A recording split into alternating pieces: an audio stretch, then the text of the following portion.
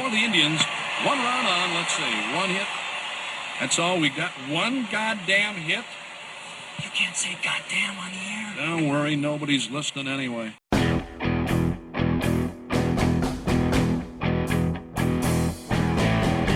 From the Gateway Lounge in Sioux Falls, it's Nobody's Listening Anyway.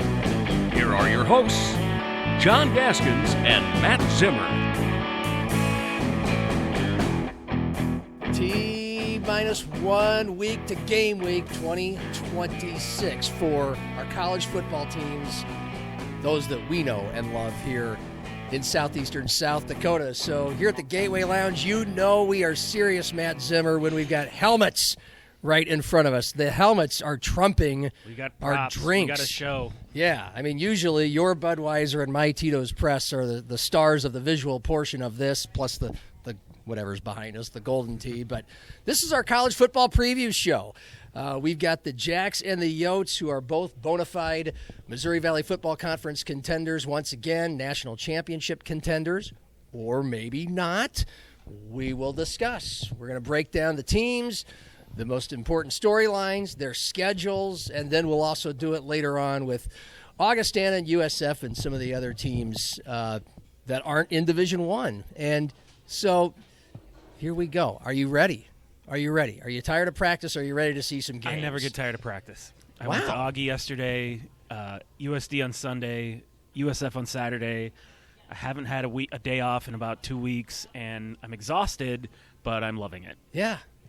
Here I wake up and open up my laptop as I get coffee on my patio, enjoying my morning, and there's Zimmer at another practice. I'm like, I don't know if I'm jealous or not, but you're definitely getting the feel of it. And by the way, Zach Borg Daily, Sioux Falls Live, and Midwest Sports Plus, Camp Confidentials. He is racking up high school football reports as well. We've done MVFC Media Day in July, and then we had our Jackrabbit Media Day last week. We took the trip to Brookings and talked to a bunch of folks, and on happy hour tomorrow, we're talking Wednesday, August 19th, we'll have our USD Day. We're not going down to Vermilion, and we're not compiling a bunch of interviews, but we are honing in on a couple of players in Charles Pierre Jr., the running back. You remember him, right? He was one of the nation's leaders in rushers 2 years ago. And Gabriel Hardman on the defensive side of the ball. So we're looking forward to a Yote show tomorrow. And so before we dive into both teams, one of these teams is ranked number 3 in the stats preseason poll and picked to win the Valley strongly, 28 out of 34 votes. That'd be the Jackrabbits. Another, USD, you picked them 4th, the 5th overall preseason poll, ranked number 12 nationally, still very strong. But it feels like despite the fact that the Yotes finished 2025 in a better spot, making it to the quarterfinals and losing to the same team that beat the Jacks in the round of 16, Montana, that the Jacks are the team in South Dakota this year. Many people feel like they could get back to national championship form. Well, they have the fewest question marks, and that's kind of what we've been talking about all through camp, and we've seen it in camp too, I've been to enough SDSU practices that I almost kind of feel like, okay, I'm good. I know what this team has. I know who's playing where. There weren't a ton of position battles. There just aren't a lot of question marks. There's always, are you going to stay healthy? How much is this player going to improve? How much is this position group going to improve? But you kind of saw all that right from the jump. The big question marks coming from last year to this year were sort of defensive line. That has looked, I would say it's been a best case scenario. I don't think they could possibly ask for more than what they've gotten out of that group so far. We already knew how deep they were at linebacker. We knew how deep they were at receiver, tight end. All those things are filling in. Backup quarterback was another big question mark. I feel like that's been answered. I think Josh Holst is going to be QB2, but that is in no way a negative towards Jack Henry. He looks better than he did last year. They just happened to bring in a guy who started games at the FBS level. But you know what that means? They're 3 quarterbacks deep, and they had to go 3 quarterbacks deep last year, and it hurt them. Yes. That's what led to their losing streak. Of course. If that happens again this year, they're going to be much better prepared for it. When I look at the Jacks, I think the biggest question mark to me is probably the running back room. And again, that's not to suggest that I'm worried about it or they don't have good players there. But they got 3 guys coming back that played as true freshmen, and then Ramon McKinney, who transferred in from Division II. And I think he's only a sophomore or a junior. He's got a couple years left, too. They just don't have, last year Julius Lawford was a proven commodity. You knew what you had with him. They don't have that. That doesn't mean that they're not going to be fine there. I think they will be. But it's interesting to see how that's going to play out, who's going to get the lion's share of the carries, how are they going to, is it going to be, will one guy emerge as the guy, a Charles Pierre and LJ Phillips, or will they just, will 4 guys rush for 500 yards? We'll see how that plays out. So in that respect, I kind of feel like I know what I'm going to see from South Dakota State on August 29th against Stetson. With USD, it's not as certain. They came in with a lot more question marks, a third new coach in 3 years, and then obviously the quarterback situation has been the big question mark, having to replace most of their offensive line. The running back room obviously is loaded. I don't think USD is a team that I would worry about. I don't think they're not going to be a playoff team. It says something, obviously, about the Valley that they were picked 5th in the league and they're 12th in the national rankings. Yeah. That just goes to show you how strong the top of the Valley is. But there are question marks. Yeah. And I was at their scrimmage on Sunday, and I kind of walked in there saying, okay, maybe this is the day that Austin Majeski nails down the starting quarterback job, and he didn't do that. He might still be the starting quarterback on August 29th against Central Connecticut State at the Dakota Dome, but that's still up in the air. Jackson Proctor is still very much in the mix. Nevin Cremascoli's in the mix. I thought it was significant that Fitz admitted that we could see all 3 of them playing or 2 of them playing. We'll see how it goes.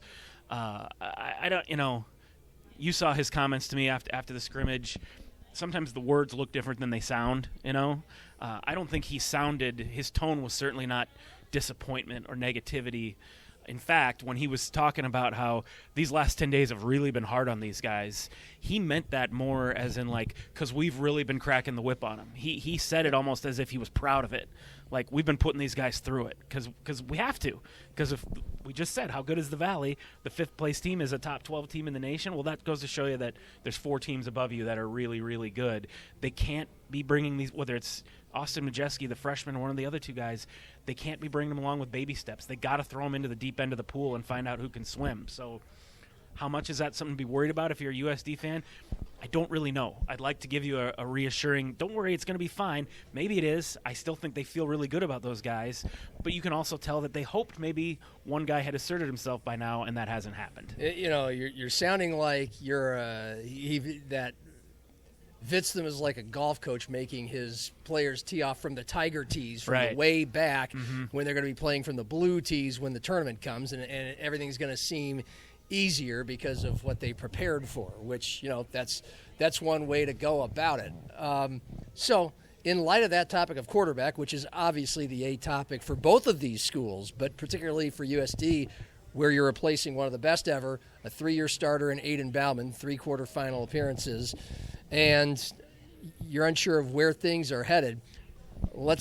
For those who are slightly Johnny-come-lately, you realized the calendar has slipped to August. Oh, my gosh, we're a week away from the games, and maybe you just haven't been keeping up with our constant coverage here all spring and summer long on Happy Hour. Here's Matt Vitztham from MVFC Media Day explaining the strengths of each of these quarterbacks in the 3-horse race. How did the season end with the 3-horse quarterback race? I'm sure you've picked a winner and you're ready to tell us all this right now. I'm not going to break it today, sorry. No, have you really picked a winner? We have not. Okay. No. We're going to head in here, I think, by the end of kind of that first week, 5-8 practices in, we're going to talk about moving a guy kind of into that role and taking all of the reps with the ones. Yeah. I think that's kind of been our plan for the first 5-6 months here is, it's been pretty open. Yeah. See if a guy can really kind of take a hold of it and keep that job. So like where we're at, continue to say that, like who we've surrounded them with, more importantly. Yeah. And just to continue to reiterate, we don't need you to be Aiden Bauman. Be yourself, right? Yeah. And that'll be plenty good with those 3 guys. You had a few practices, several practices after we last talked. And if there's not like one guy overall that emerged, what did you see? If you want to go through them, bing, bing, bing. Yeah. How would you evaluate what you saw, especially the positives from each guy? from spring practice. Yeah, I think Nevin Cremascoli, like I know what I'm going to – we know what we're going to get with Nevin, right? And there's a certain level of comfort with that, right? And there's that consistency factor of who he is, right? Austin Majeski, the freshman, would be a redshirt freshman next year. He's got that wow factor. You know what I mean? He's got a big arm. He's going to make some big plays, just kind of honing in on, limiting the damage of a freshman, right? Yeah. And I think that's going to be key for him in kind of this race. And then Jackson Proctor, for him, his legs, right? His ability to run the football and our ability as a staff to adapt to that type of quarterback. That's kind of the three things I would say kind of coming out of that we think we know about those three guys right now. Yeah, so there you have it. And again, we'll go back to the most recent practice that you saw on Sunday, and none of them quite distinguished themselves. A week before that, you had gone to practice, and before you saw much, Vitz was like, you didn't even have to ask him. He's like, there's our guy. He's, and it was Austin Majeski, the freshman who's a two-time Gatorade Player of the Year in Colorado. That's a big state with a lot of people. And he's at USD. That seems major. And this was partly because he has the best arm, and he also has plenty of athleticism. He does, but he's not a runner. And you get the sense that that's what's keeping Jackson Proctor and Nevin Cremascoli in the picture. Not that there haven't been, other factors. Majeski threw an interception on his first pass of the day. There was one point where he must have missed a read or something, but the quarterback coach pulled him aside and really kind of got after him. I mean, he wasn't like, browbeating him, but it was very clear that it was like, you're still not getting it, doing some teaching in the moment there. Proctor did look good as a runner. So did Cremascoli. And that was another one of the things Vitz said. He's like, those two guys give us something we haven't really had here. That's a little bit of a reference to Hayden Bauman. He was not a running threat. He did a good job to make himself maybe more elusive, more nimble back in the pocket, but he was never going to be a guy where you had, as an opposing defense, you had to game plan for, well, what if Hayden Bauman tucks it and runs, or what if they run quarterback power with Hayden Bauman? Yeah. That was never even part of the game plan. You didn't have to worry about it. So I think that's part of it, too, is if you're Matt Vitztham and Tim Morrison, the offensive coordinator, you're thinking, we could put some more stuff on the plate here. Yeah. We can give defenses more things to worry about. Those other two guys, they can run. So will you potentially see – I don't know. There's still a week and a half before the first game. Do you pick a starter and then just say we're going to give you however long? Do you say you're each going to get a few series? Do you play it by ear and kind of see how the game's going? Do you create for a Nevin Cremascoli a sort of just running quarterback package? Not that he can't throw there, but it's primarily we're bringing you in to be a running threat.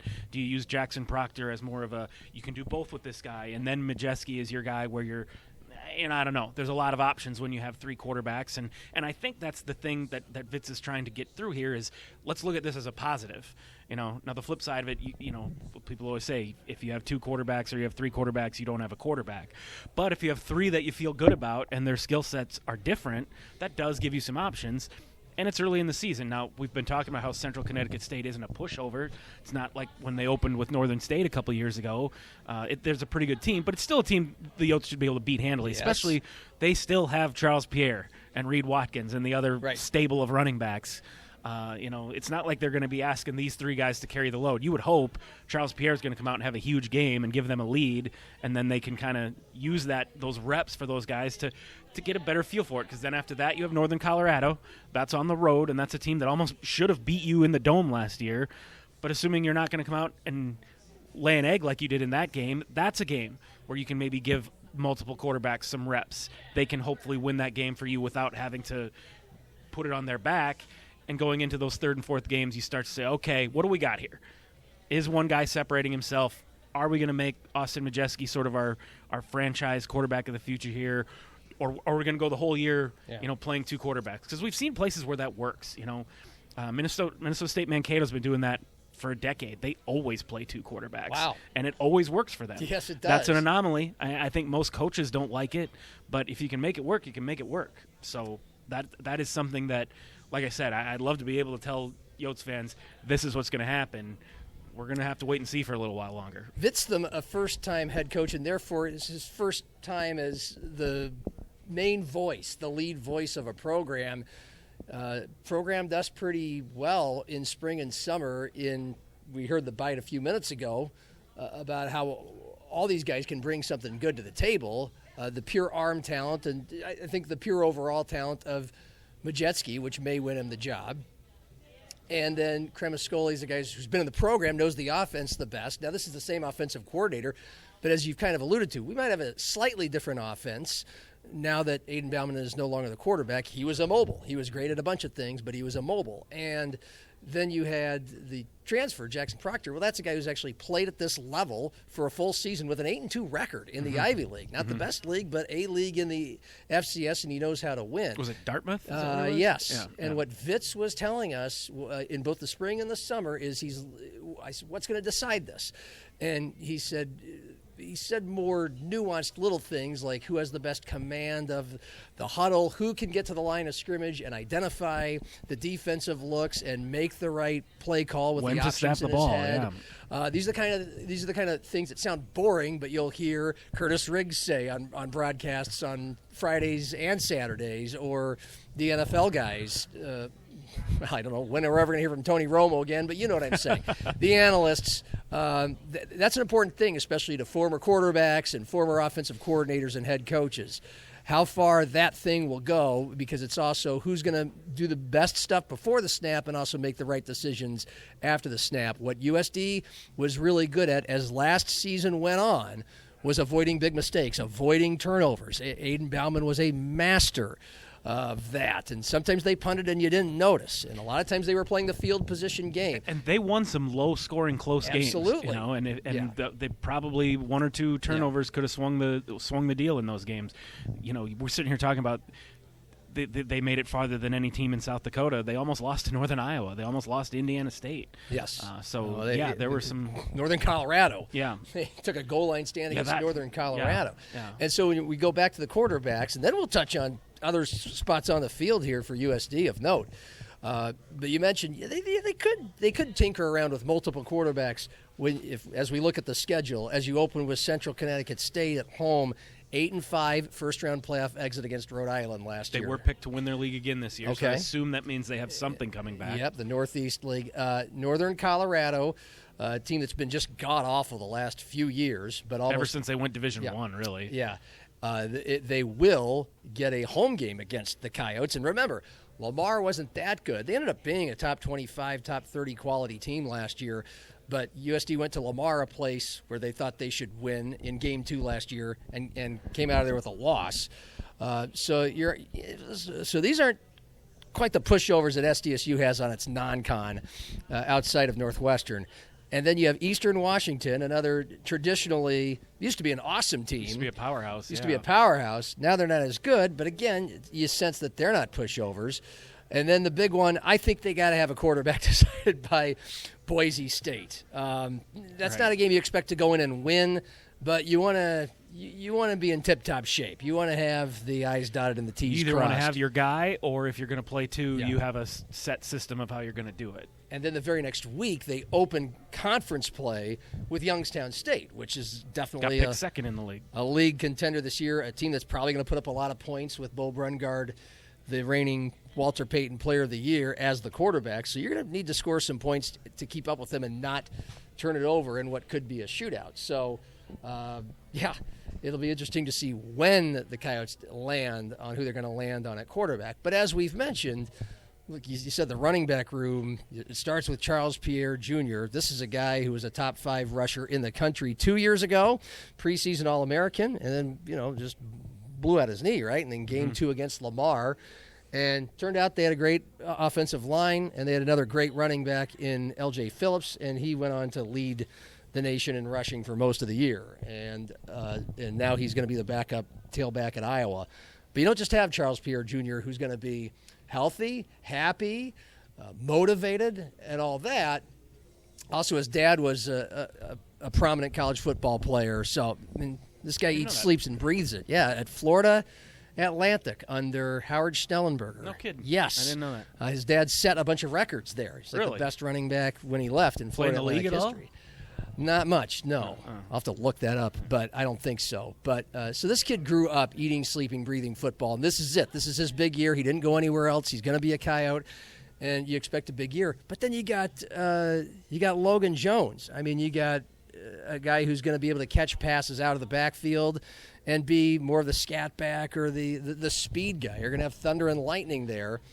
And then the offensive line, although it only returns 1 of 5 starters, that one is Brock Wolf, who is a Kansas State transfer, who played in 13 of 15 games last year. And then listen to the size of the rest of the guys that may or may not be on that starting offensive line. 6'7", 310, 6'6", 315, 6'4", 300, 6'5", 305, 6'9", 320.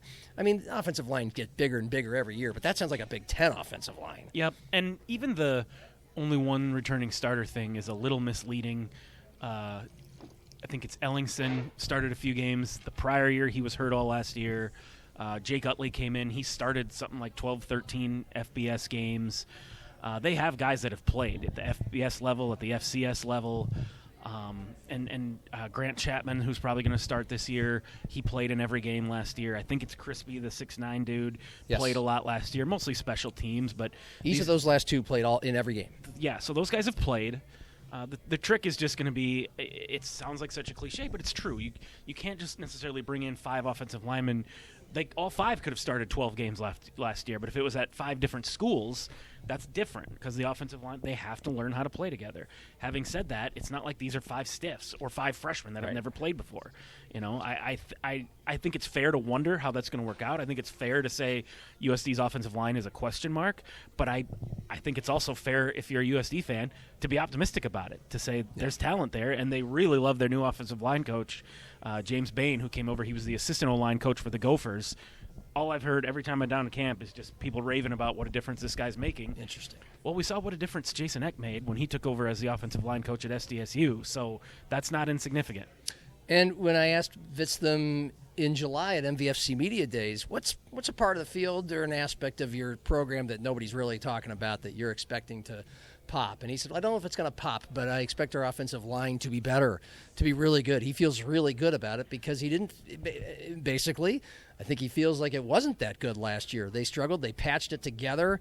They didn't have a lot of depth. He said that they lost guys in the spring because they had the spring portal. They didn't have to worry about that this year. That was it. So even though there's newer guys, they had more time together than last year when they're showing up to camp, kind of meeting each other. But then you got the size, the experience, the guys who have played for both USD or elsewhere.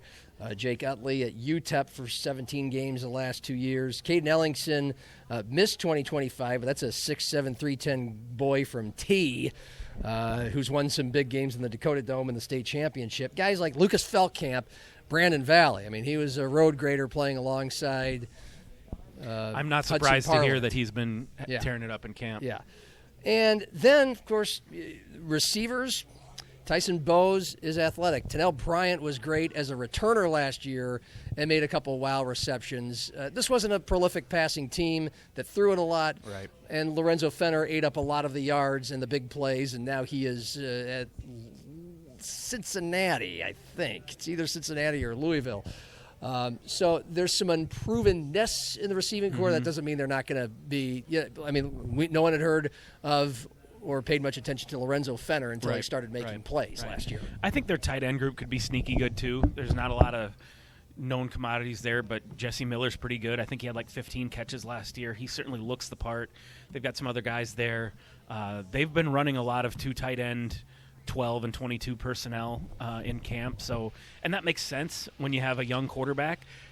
Tight ends can kind of be a safety valve, a comfort zone for young quarterbacks. So I wouldn't be surprised if the Yotes utilize the tight ends more this year than they have in the past. By the way, USD offense last year, very middle of the pack in the Mo Valley. And there was some low wattage early in the year. They got better, but as we mentioned, they won a lot of close, low-scoring games. That's how they got into the playoffs. It wasn't purely on the backs of their defense. It was just on ball control, being willing to punt Iowa football, basically, and big plays on third down and fourth quarter red zone when they needed the most from Aiden Bauman. And it'll be interesting to see, too, if they increase the tempo this year, if they move away from, like you said, that kind of ball control, shorten the game kind of thing. Because I think that was part of, it's like, okay, our season's getting away from us. We lost a couple games we weren't expected to. They were, 3-4 at one point or something like that? 2-3, and then they were 5-4. Okay. For rattling off 3 in a row. I mean, they were backs to the wall, and that's a lot of times where you do, okay, let's let's pare it down here and try to limit mistakes and shorten the game. That worked for him, and maybe having young quarterbacks or inexperienced quarterbacks, maybe they'll do that again. Maybe they won't. Maybe Vitz wants to open it up a little bit. We'll see. Yeah. And then we should spend a word or two on the USD defense. Just like their offense, middle of the pack statistically. Fifth in points given up per game. The average score of a USD game last year, by the way, 18-16, 27-26. Seemed lower than that, and there were a couple of those games, but 27-26. They were fourth in the league, and again, when you're fourth in the MVFC, you're still probably top 30 nationally in total defense. They were fifth against the pass, sixth against the run, sixth in third down defense, 8 out of 9 teams or 10 teams in the Mo Valley in fourth down defense. I mean, nothing awesome. And yet Travis Johansson, the head coach, who's the defensive side of the ball, he certainly didn't get the Rutgers defensive coordinator job purely on stats.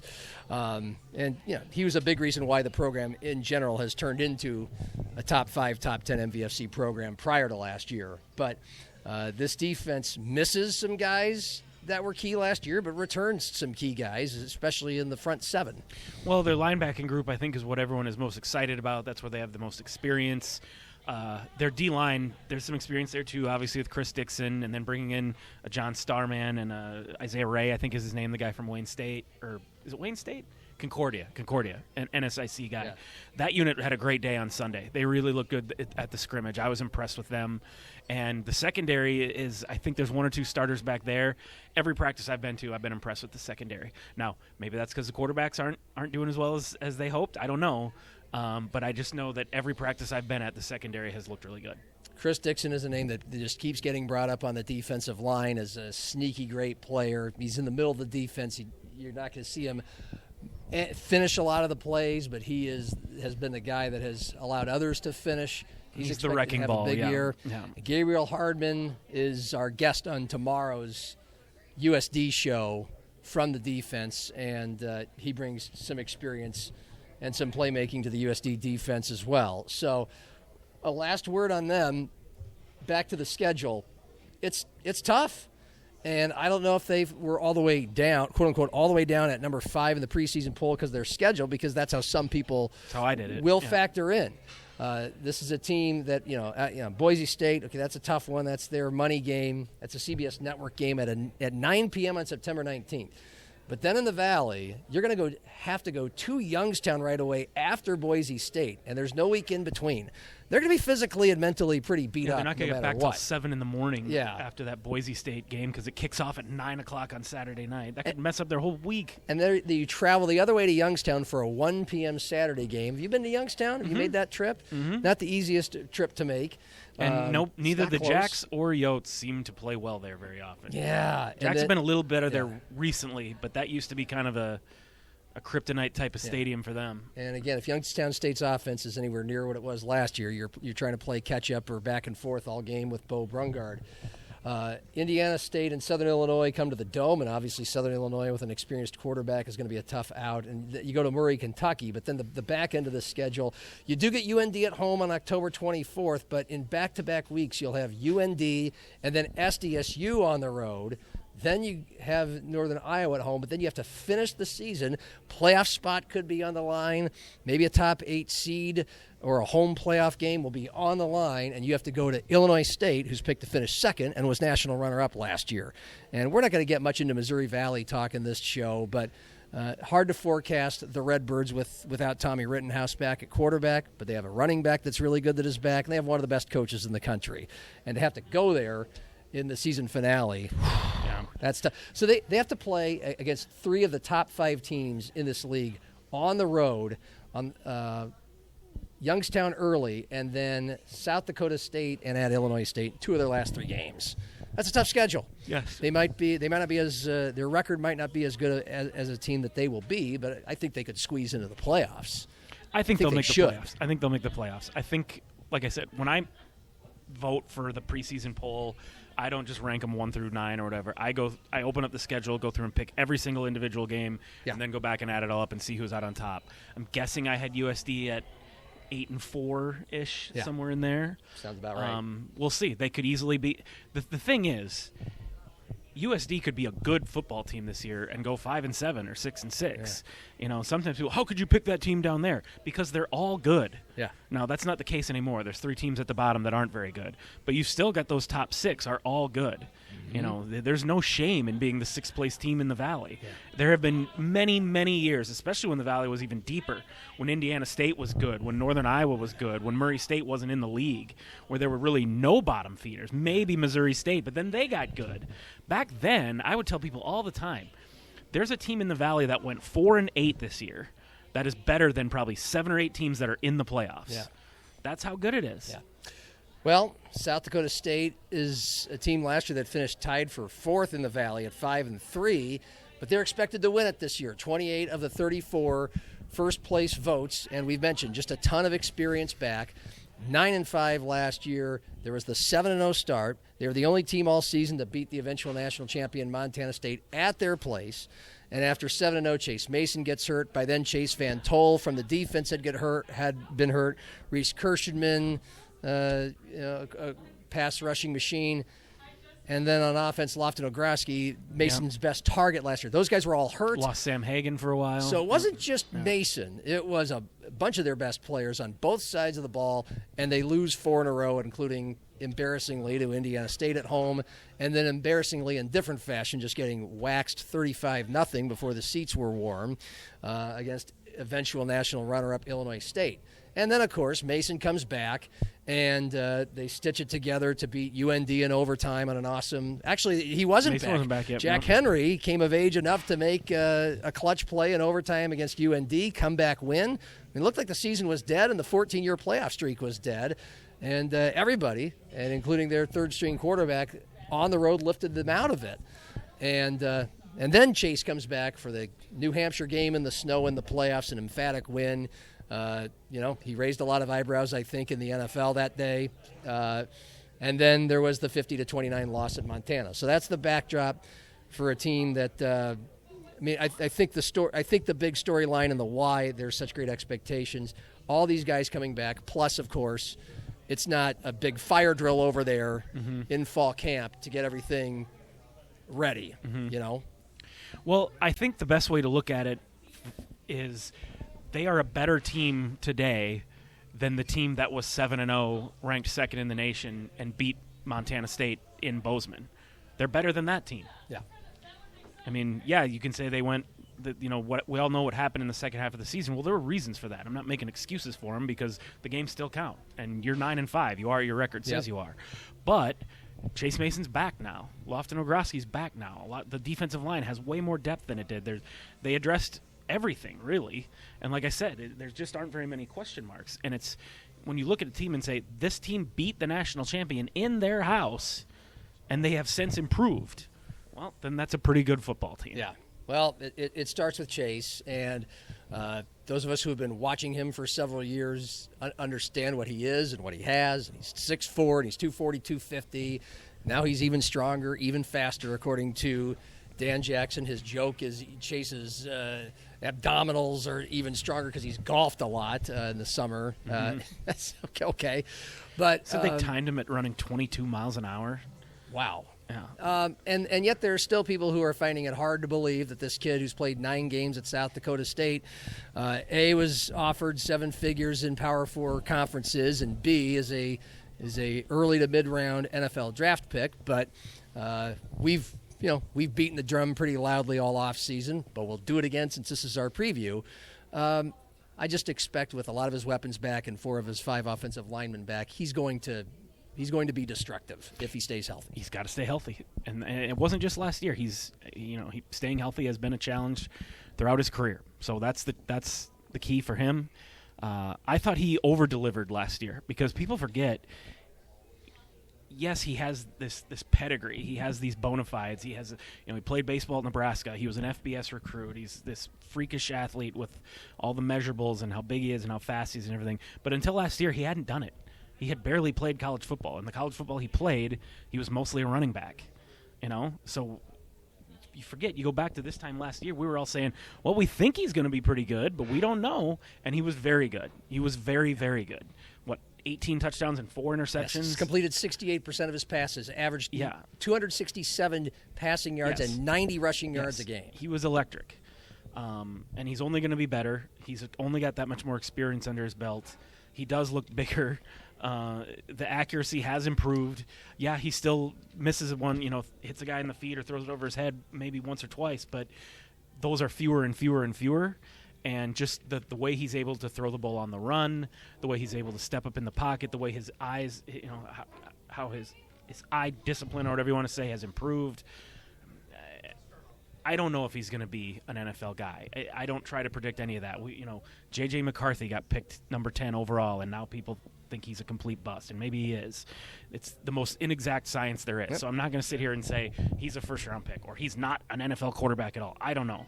I just know he's got as many tools as I've ever seen in a quarterback anywhere, and he's surrounded by a lot of really good players. Eric Eisnes has mentioned that he has much better command of the offense, to the point where he's coaching the offense. He knows, and we had this in our chat last week with Eric Eisnes here on Happy Hour. I encourage you to go into it because Eric is just wonderful at getting into the nuance of things and gave examples of moments in practice he has seen in August camp that you would not have seen last August in Chase, and that's, again, generally reading defenses, knowing exactly where to put the ball, and then doing it perfectly once the ball is snapped. And so he's better at the mental side of the quarterback as well. If you go into the offense overall last year, and again, keep in mind Chase Mason was out for 5 games. They were 1-4 in those games, and their offense was not nearly as productive. So you lump in 5 games where they just have a third-string quarterback and their top receivers hurt, and this is a team whose offensive numbers weren't great last year. They scored 29 points a game. That's 42nd in the country. They were 59th in the nation in FCS in rushing and 44th in passing and 45th in total offense. This isn't very good. It's not bad. It's not great. 44th in third down conversions, 95th. They were really bad at fourth down conversions, 72nd in the red zone. They were top 10 in time of possession, so they were good at keeping the ball away from the opponent. All these things need to improve, but here's some of the reasons behind these numbers and a reason to believe the offense will be far more productive and explosive. Here's head coach Dan Jackson from SDSU Media Day last week. Well, we've got depth, and so if you give us a year to build a roster, we're going to build a really good roster. And so the first thing, the way to be able to deal with injuries is to be able to have a second and third guy that's just as good as your starter. And we've got some high-level players on this team that are tough to replace, but I feel confident that now that we actually had a year to build a recruiting class, to bring in time to evaluate transfers, bring in the right guys, I mean, the depth here is something that I'm really, really proud of. And so it's building the competition for a couple things. Depth helps with your competition. So then it pushes everybody to be a little bit better. And when your starter isn't always – when he has to show up every day to keep his job, he gets better. And then the backup gets better. And so I like our depth. I like what we've added from that standpoint of it. We've also coached much better in the offseason. We started all the way back to ground zero with football 101s in January. So our players know what to do at a higher level. And then our strength coach only had 3 months with our team before last season. And so part of the injuries, him having an entire year now, every guy on our team is bigger, faster, stronger than they were a year ago, which hopefully that leads to less injuries as well. Time of possession, right? Remember, 8th in the country. Well, they had a lot of long drives, and when you have long drives, that's great. You're probably running the ball well, you're converting third downs, but you have no big plays that are popping. Mm-hmm. And that's partly why people aren't as impressed at Chase Mason as his stats might suggest, is because this offense at times just kind of stalled and sputtered and didn't have a lot of wow plays that Dan, you just heard why, thinks will happen. Not that it matters to the results, or certainly to the players and coaches on the team. Their games were boring last year. Yeah. There were a lot of really boring games. Yeah. Even when they won, you're kind of like, geez, I miss the days of Isaiah Davis breaking one off, of Jackson Yankee going deep, of Taryn Christian stepping up in the pocket and racing 60 yards for a touchdown. And again, I don't expect the Jackrabbits' job isn't to entertain me, but explosive plays are good. They help you win. The other thing about having long drives and time of possession, that's great. It, wears down the defense and all this other stuff, but it also, the longer your drive takes, the more things can go wrong. If you have 18 plays, eventually you might screw up, So, and turnovers and penalties. Yeah, turnovers, penalties. You have an 18-play drive going, and then all of a sudden you get in the red zone, and and something happens. 86th in the country in turnovers lost, as in they were bad. They gave up the ball too much. Really? I mean, Chase only threw 4 interceptions. Well, but I guess a lot there of were fumbles, 5 I guess, other games. and then there were interceptions from the other guy. Yeah. Turnover margin 33rd in the country. So anyway, they lost the ball 19 times. That might be that means they had the they were actually pretty good up there. Anyway. 19 turnovers in 14 games is pretty good. They lacked, so I'll take that you one must have back. read something wrong. I must have read something wrong, but they just weren't explosive enough, and that leads to problems. And we've given you reasons why we think that'll happen. And as we've mentioned before, 4 out of the top 5 offensive linemen return. And then you go to the others. Well, and we mentioned running back real quickly. Eric Eisner said that's probably a game-week decision. Stetson game-week decision on who his running back is going to be. I think you're going to see 3 or 4 guys getting several carries. And which obviously also meant no one's emerged yet. Hence, running back by committee. For what it's worth, I think Corey Blair is the most impressive. He was one of the freshmen last year. I think he's the one who had like a 56-yard run on his very first college carry and then immediately got hurt. Yeah. When it looked like maybe he was going to emerge. The other guys are good too. Josiah Johnson, James Basinger, and Ramon McKinney is impressive. The kid who came from Division II. He's a former quarterback. He's smaller, so I don't know if he, can carry the ball 20 times in Division I in the Missouri Valley with as physical as that league is. But he's great coming out of the backfield, catching the ball. He's a sharp dude. I think he's a great addition. I just don't think you're going to see him rush for 1,500 yards this year. Yeah. I think you're going to see a lot of those guys. And Corey Blair's 6'4". He's almost built like a wide receiver. He's got to kind of, work on not being too upright in his running style, but when he gets behind his pads, he's pretty good. The strength of this offense, just on the roster and statistically, coming into the season is certainly in the passing game with Mason, plus a loaded receiver group that includes Ogrosky, who was just a dynamo. I don't even like year. trying to name the receivers because I forget one. That's how many good ones there are. Yeah. But Graham Goring caught the big pass last year. Jack Smith, Delaney, 75, Sammy Dressy, and I know I'm forgetting somebody. Well, and Smith and Delaney are 2 kids from the Sioux Falls schools who have the track speed. I mean, 2 of the fastest track stars in the state when they were in high school and are capable of those big explosive plays. We saw Jack Smith make one just on a basic screen. One of the first couple offensive plays in the Dakota Dome against the Yotes last year. First or second play for scrimmage, yeah. It's hard for me to believe, I haven't been in as much practice as you have, that Landon Delaney won't see the field, and he unprompted was a name that Eric mentioned. He's too good not to get on that field. As we've said, these Sioux Falls Metro kids with incredible speed tend to translate well to the next level. Griffin Wilde did all right. Griffin Wilde, bursts of Jack Smith last year. The Yankee twins, they're from Madison. They did all right. Yeah, and then there's Landon Delaney coming up. All right. Defensively, a squad that was actually had better numbers nationally than the offense under Brian Bergstrom, second-year defensive coordinator. They were 10th in turnovers gained, so they were able to get the ball back from teams. 8th in the country in third down defense. That's really good. They were not good at fourth down defense. They were top 30 in pass and run defense.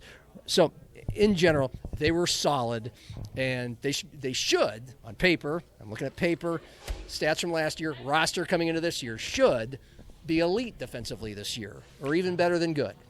I mean, the standard there is so high. When the Jacks first kind of became a playoff caliber team under Stig, it was always like, this offense is going to be elite. Let's hope the defense is good enough. Yeah. And we saw a lot of times it was, but then they got into the playoffs against a James Madison or a North Dakota State, and we found out it wasn't good enough.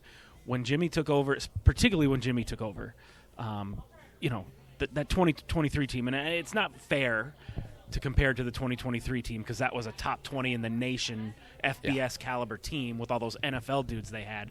But what did they allow? 9 points per game that year? I mean, had 3 or 4 shutouts. They won their semifinal game 56-0 or 63-0, whatever it was. Yeah, semifinal. I mean, that's kind of how high the standard is, and that's something that's come up a lot when I've been talking to defensive players and defensive coaches. It's like, you gave up 17 points a game last year, or 20 points a game, whatever it was, 320 yards. That's pretty good. Almost any team in the country would be really happy with that kind of defense, and these guys aren't. Now, part of it is, they kind of wore down at the end. They got away from a little bit of the biggest key to their defense becoming as dominant as it was the depth. We always talk about the defensive line and being able to rotate 8 or 10 guys, but it wasn't just the defensive line. I mean, they had essentially 25 starters on their national championship teams on defense alone. I mean, last year they didn't have that, and defensive line in particular, by the end, they had 4 or 5 guys playing, and that's just was never the winning formula, because you're never going to get 4 or 5 guys at the FCS level who are that good. Any defensive lineman who's that good is playing in the Big Ten, is playing in the SEC. So you got to find a way to overcome that by creating depth so you have guys that are fresh, guys that can win battles. And they did not have that last year, and it looks like they have it again. We know they brought in Carter Sitzman from Wayne State, who's got a ton of attention. They brought in Ashton Sayer, a defensive tackle who started at MSU Moorhead. They get Reese Kirschenman back from injury. Jay Syfor had a really good year last year. He's playing more. There's some other guys. Again, there's too many for me to name. I end up forgetting people. But I think they can go at least 8 deep and maybe deeper than that. And then at linebacker, geez, I mean, I don't even know if Joe Ullman's going to be the starting middle linebacker after being the guy last year, because Jess Kirchhoff's been that good. Matt Gehring, who was all NSIC when he came over for USF, he's not starting. And that's not – he's good. He's going to be a rotational guy. Jimmy Rogers was talking about Bryce Johnson for years, how good he was. He's one of the rotational guys. Kyton Fife's another guy Jimmy Rogers loved. He's a rotational guy. But you got Chase Van Tol, you got Cullen McShane, and now Jess Kirchhoff comes in. I don't envy Zane Busquets, the linebackers coach, especially as often as they play a nickel where only 2 of those guys are going to be on the field at the same time. I mean, it's the competition for snaps there is going to be ridiculous. Well, McShane was all MVFC's second team, and you just kind of lumped him in there. And then Chase Van Tol, did you mention him? I did, briefly. Okay, yeah. I mean, he was hurt most of last year, but maybe the fastest player on the football team. Yes. An outside linebacker. And, for the second half of the season, when they had that 4-game losing streak, you had both Van Tol from the linebackers and Reese Kirschenman up front, and Brian Bergstrom talked about how they're just, I'm paraphrasing, but they're just erasers. They're so fast, they can make plays so easily that they can erase the mistakes of others, and you can't replace that. And they couldn't. They're healthy, they're back. They'll be flying to the ball. It'll be fun. And on the back end might be where their question mark is. They lose Jalen Lee, who was a second-team All-MVFCer, but you tell me. And then there's a Dante Johnson, the safety, dependable returning guy in the defensive backfield. Yeah, Dante Johnson and Amaje Parker, I think, are going to be the safeties. Tank Farr is a true freshman who's been in the rotation at safety. Corner, they've got Ife Current, one of those D2 transfers. He was I believe, first-team All-RMAC at Nebraska Kearney. Those guys tend to work out well that come up from Division II. Now, cornerback's a little different animal because you got to have the speed to cover those guys. But also, I mean, Miles Green is a guy who played a little bit I think he was a true freshman last year. He's looked really good. That's another position where I go down the list and I'm going to leave somebody out. Yeah. But there's some really good ones there, too. Let's look at the schedule for the Jacks this year, and it is a more favorable schedule than the Yotes schedule. If we're just comparing those two. Not even a question. Stetson, to start the year, that was literally the lowest rated, if you go by Massey rankings, team in the FCS, and this was, of course, the late addition to the schedule where the Jacks were just trying to it was either them or an NSIC team, and you'd always rather have the D1. Yeah, and so that's the opener, and we'll call that a soft opening, a big party. It should be at Dana J. Dyke House on August 29th, and you better be blowing them out at halftime. Get your reserves, get your starters out, get your reserves in the second half, because Northwestern in the Big Ten come calling the next week, and this is a program that always punches above its weight. Chip Kelly returns as offensive coordinator. He doesn't return to Northwestern, but he returns to the college game as their offensive coordinator, replacing, of course, the former SDSU quarterback and OC Zach Lujan. So that's their big money game. That's a tough one. You don't expect to win that, but you hope to compete. But then you get New Haven back at home. I mean, that's a recent move up from Division II. That's another game that should be a relatively. They're really bad. Youngstown State. What's interesting is you open with Youngstown State at home, so that's in your favor. Plus, you're coming off New Haven, so you should be healthy, ready, rested. And then back to the non-con with Eastern Illinois, which was a bad team last year. So I mean, they've got 3 of their first 5 games are just like easy blowouts, and then you've got Northwestern. And non-conference, they're going to be 3-1 at worst. Yeah. But then it gets tough after Eastern Illinois. The great news is that On paper, toughest game of the season. The team picked to finish second, Illinois State. That's a road game, but you get a week off before them. Well, actually, you don't, but you get Eastern Illinois, which is almost like a week off. But then you have to go from Normal to Grand Forks, and UND, I believe, is picked to finish fourth in the league, could win it. But you get a week off between Illinois State and UND. So the toughest part of your schedule, you get a week off between those two tough road games. Then you get Murray State, and then the big one against USD. So you get Murray State before you get USD, and you get USD at home. And then Northern Iowa, Southern Illinois is tough on the road. You get to finish at home. So before you start the playoffs, you get Indiana State at home. We know they lost to them last year. But, that in theory Seems should unlikely be to happen again. Exactly. So, I mean, you got the two toughest games that are on the road with a bye week in between, but you get USD at home. And obviously, we haven't said it for the entire 50 minutes we've been talking, which people will be very surprised. Neither of these teams have to play North Dakota State. That does make the road to both an MVFC title, a high playoff spot or seed, a bye possibly, and winning the national championship just a little easier for both of these squads. But SDSU has a clearer path. I think so. Just based on their schedule. Yeah. Anything, by the way, to mention of the kicking game? I know you did a kicking story for SDSU. Some of these games might be close, and you need the foot. Max Pelham is arguably the best punter in the FCS, and does he have an NFL opportunity? Yeah. I don't know, but he's really, really good. Yeah. He was transferred in from Mankato and was outstanding. And then at kicker, they bring in Tristan Alvano, who kicked at Nebraska. And, I mean, he was the starting kicker for the Huskers briefly. I don't think the problem with him was ever his leg. And it's very impressive. He's one of those – it's a cliche, but it's true. The ball sounds different coming off his foot. It looks different coming off his foot. And I met him. He seems like an awesome dude. So I certainly don't get the sense that, this guy is going to be a head case. He's going to be able to handle it. I don't want to put too much pressure on the kid, but he looks like maybe the best kicker they've had in Brookings in quite a while. I'm surprised he didn't work out at Nebraska, but Nebraska's a black hole now for a lot of talented players and coaches. The last time the Jacks took a kicker from Nebraska, Cole Fromm, he was very good. Yeah. And I think Tristan Alvano can be better than Cole Fromm. For what it's worth, in case you didn't know, Alvano nailed a 48-yarder on a very cold night in the Nebraska State Championship game at Memorial Stadium his senior year. So he's made a big pressure kick in a big college football stadium before.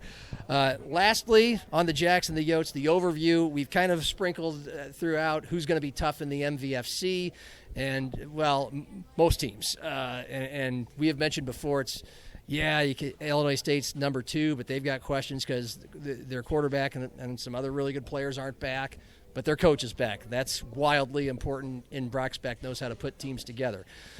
UND seems to just be incrementally getting better, even though the record doesn't show it under Eric Schmidt. Dom Izzo picked UND to win the Valley. I mean, they could. Yeah. They'll get they'll get SDSU at home. When I ranked the teams in my poll, I went through and picked the individual games.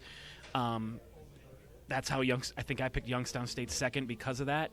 If I'd have done it just by who I think are the best rosters, I probably would have had UND number 2. Okay. Yeah. And Youngstown State. They have a lot coming back. Youngstown State, look, they got a great quarterback. What else they have, I'm not sure. But a good coach. Yeah. Doug Phillips, I think it is, has done a really nice job since taking over for Bo. Yeah. He's been building it the right way. He did not try to come in and magically turn it around overnight. He kind of played the long game, and it's paid off. He really seems to have something going there. And Bo Brungard is amazing. He's going to help him score a lot of points. And that kid's not used to just racking up yards, making big plays, getting in shootouts, but winning shootouts. I mean, they didn't win every one, but you get down to the fourth quarter, and his team needs to drive to win. Look out. So they could be a force as well. And then there's Southern Illinois with their quarterback returning. So it's a tough league. We know that. Almost anybody can beat anybody unless Murray State, Northern Iowa, and Indiana State are in the equation until proven otherwise. And then nationally, you don't need to spend much time on what is outside of the MVFC. It's pretty much the 2 teams in Montana. Maybe Tarleton State, maybe UC Davis. Sometimes someone kind of comes out of nowhere and gets into the mix for a year or 2 at a time. But it is, North Dakota State leaves, and a lot of people nationally are like, oh, this opens the door. Not really. It just means there's one less in that small group of real blue blood contenders. Yeah. You know, maybe it opens the door a little more for a USD, who's been kind of just on the outer fringe of that top tier. Yeah. A UND, they're kind of in the same spot. Yeah. SDSU, Montana State, they've played in national championship games recently. UND and USD haven't. Who else has? Who's left? I mean, Sam Houston State was the last team other than the ones we just mentioned to play in a national championship game. Well, they're FBS now. Yep, James Madison. I mean, so they're you have to go long back. gone. They're gone. I mean, you have to go back to like Villanova. Yeah. You know, who just found out today their quarterback's ineligible, so that's a blow for Villanova. Yeah. I mean, you know, Mercer looked like they were a good team last year, and then USD murdered them on their home field. Yeah, they were 6th in the country. So I don't know. Chance of the South. I don't think the door really opened too much wider for certainly teams outside of the Valley or the Big Sky. Both the Montana State Bobcats and the Montana Grizzlies return excellent quarterbacks. Lamson in Bozeman and Ayat in Missoula. Thank you. And they also return a couple of their other potent weapons. They both on get a lot offense. So they're going to be great. What do they call it? The battle? Brawl of the Wild. Brawl of the Wild. That's going to be something else. That swings back to Bozeman this year. The Bobcats won that by a field goal last year.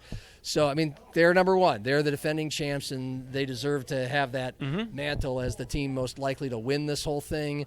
If Montana, who had a head coaching change, lost Bobby Houck, brought in Bobby Kennedy, and has a lethal offense that put up 50. His name's Bobby Kennedy. Bobby Kennedy, 50th. Not the guy who eats dead rats off the side of the road and is Yes, not that guy. poisoning our food. But a very gregarious 59-year-old man who's never been a head coach, who's pretty much been a recruiter.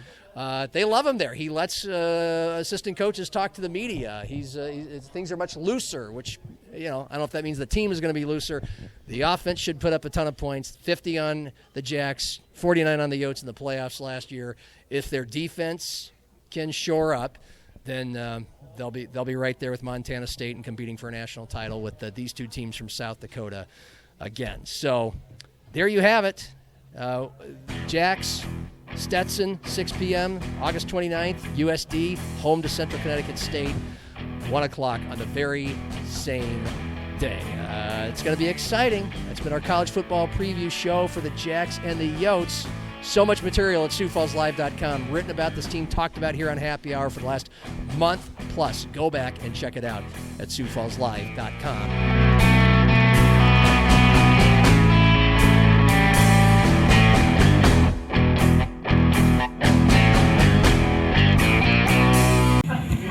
Why are you laughing? That was a terrible outro. You. You guys need another round of drinks? Yes.